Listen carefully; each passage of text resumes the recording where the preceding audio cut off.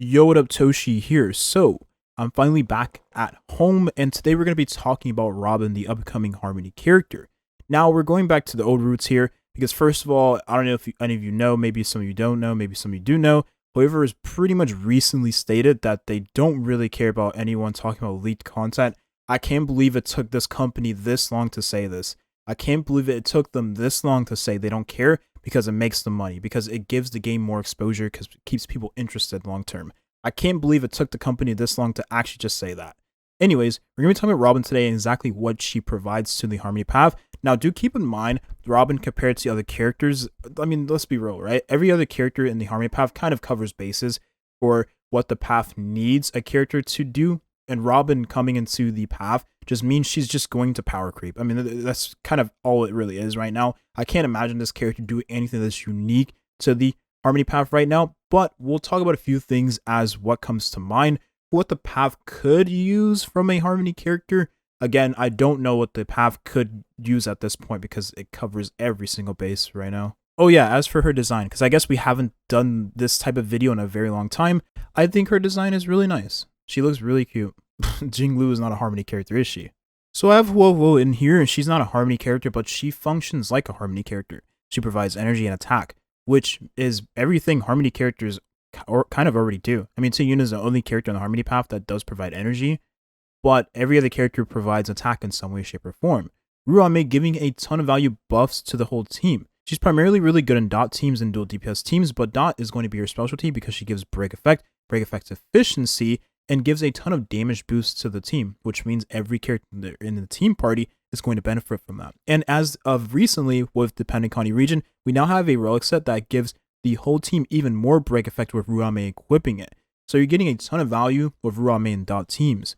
Sparkle is now really good for not only monoquad, but really good for dual DPS and really good for hypercarry teams. Like Jing, for instance, one of the best characters that Jing could ever ask for, because she gives a ton of value with her trace, allowing follow-up attacks to benefit from the crit damage she provides with the elemental skill.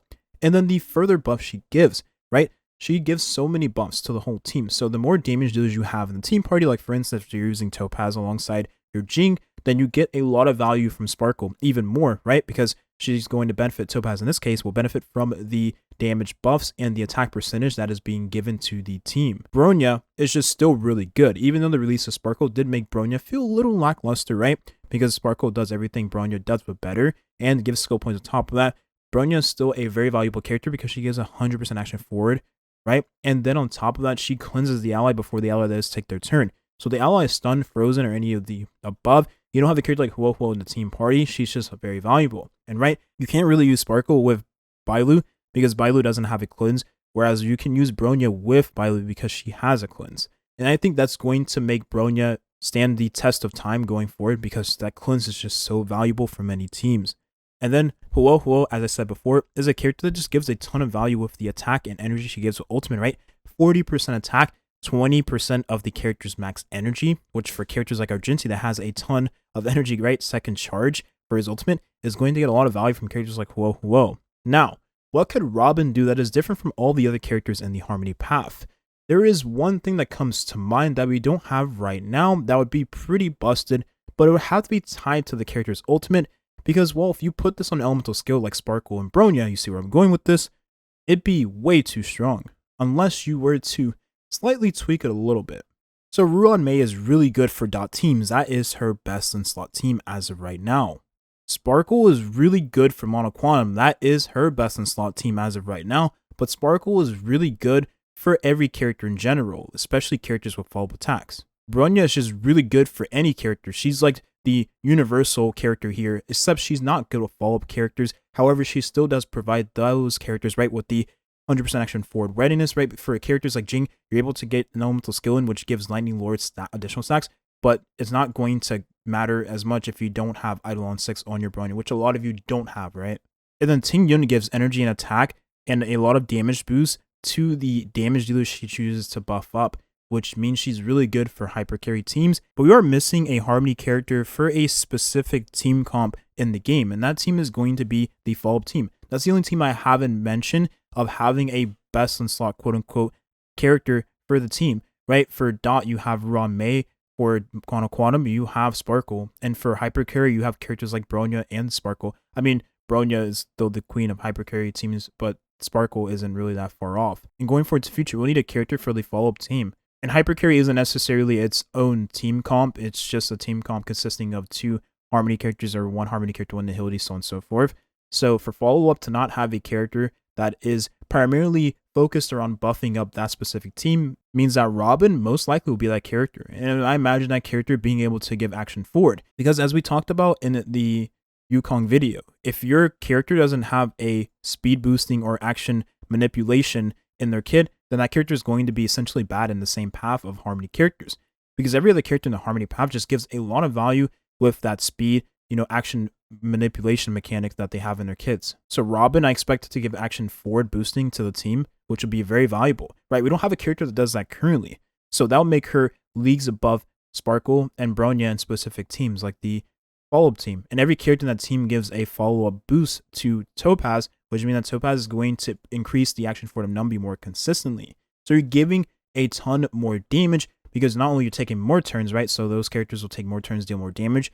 But since you are giving more turns to those characters, you're in turn giving more turns to Topaz and Numby, which in turn means Numby will do more damage, if that makes sense. But if you think about it, it makes a lot of sense because in the follow-up team, you have either Sparkle or Ruan Mei. Ruan Mei giving a ton of buffs to the whole team, but she only gives speed, which means your characters in the follow-up team need to have speed boots in order to take many turns, or they'll take not many turns at all. And having Sparkle means that the character you boost up will get most of the damage, but then you're neglecting some of the buffs on other characters, like Ruan Mei gives buffs to the whole team. Sparkle gives primary buffs to 1 damage dealer, still buffs to the whole team, but giving crit damage to only 1 character means that in teams like this, Ruan Mei is just going to pull ahead. But if we were to receive a character that is able to push up the action forward of the whole team, still being the Harmony character in that team, and then giving further buffs, whether that's crit damage, attack percent, right? Maybe even energy, would make that character actually insane. And in combination with then things will get even more crazy. Or any other Harmony or defensive option character, right? But this seems too good to be true, and ultimately I can't imagine Robin being a character that just does all of that. So I'd expect her to have a toned down version of everything I was just saying. Maybe not giving a ton of action forward to the team, maybe even just tying that to an ultimate would make her a lot more balanced versus tying that to an elemental skill. Because giving a ton of action forward to the whole team with elemental skill would be kind of insane, even if the character doesn't give any other buffs alongside that action forward. Because you're giving more turns, which translates to more energy, more damage, and so on and so forth, more buffs for your team overall. But what if we had another character that gave energy like Ting Yun and Huo? That character will still be very valuable because, again, you're giving energy, which means it translates to ultimate, which means more damage overall. For characters like Topaz, you're able to keep the uptime on the damage Numby can do. And Topaz is kind of ult dependent because you deal so much damage whenever you do have your ultimate stacks for Numby. It's just a ton of, like, you're tripling your damage essentially for a single attack. And Dr. Ratio does a lot of damage with his ultimate. Now, he is a lot more focused on his follow-up attacks versus Topaz. Topaz is, you do get more follow-up attacks in between, right? But you just deal so much more damage when you do have your ultimate versus having your ultimate on Dr. Ratio. So I can't imagine Robin being a character that gives energy because characters aside from Topaz in this team are not desperately needing energy to deal damage.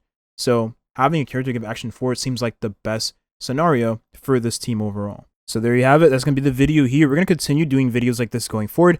Just because I am a little burnt out on the storytelling videos. These videos take a very, very, very long time to make, from the scripting to the recording to the editing. Those parts aren't shown. I don't know why I'm even telling you this right now. But Robin is a character I'm sure most of you are going to be interested in if you do enjoy the follow playstyle. She seems like she's going to be dedicated to that playstyle because, again, as I said before, we don't have a quote-unquote dedicated Harmony or support character for that team comp just yet. But once we do receive that character, then we can finally make the dedicated video going over every single team comp in the game and explaining all the team comps just so you can figure out what team comp you want to invest into going forward, whether you're a new or existing player. Thank you for watching and have a nice rest of your day. Peace.